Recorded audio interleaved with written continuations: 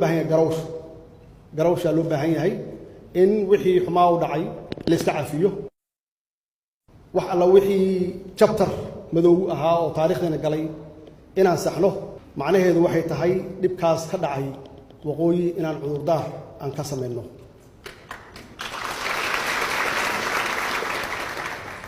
inaan cudurdaar ka sameeyno inaan raali gelin ka sameeyno dadkaas waalaheena intii dhimatay iyo intii dhaawacantay aan raahno taariikh xun bay ahayd wixii dhacay waa waxaan soo marnay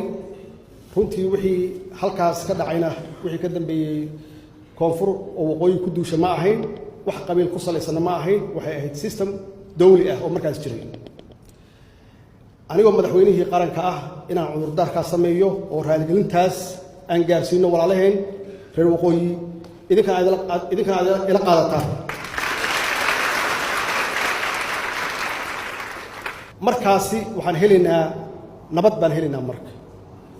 haddii aan la qeeran wixii dhacay iyo dhibkii dhacay haddii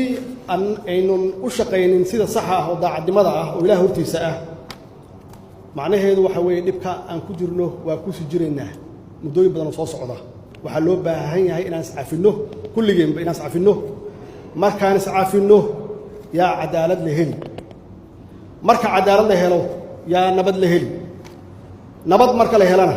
nolol baa daba socota wassalaamu calaykum waraxmatullaahi wabarakaatu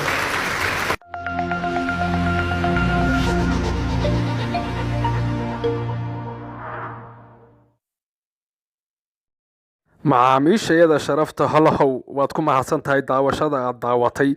fadlan calaamada sabskraibka ku dhufo oo kabacdina waxaad raacisaa jalaska ama gambaleelka waxaanad heli doontaa warbixinaha xiisaha leh ee aan halka soo gelino.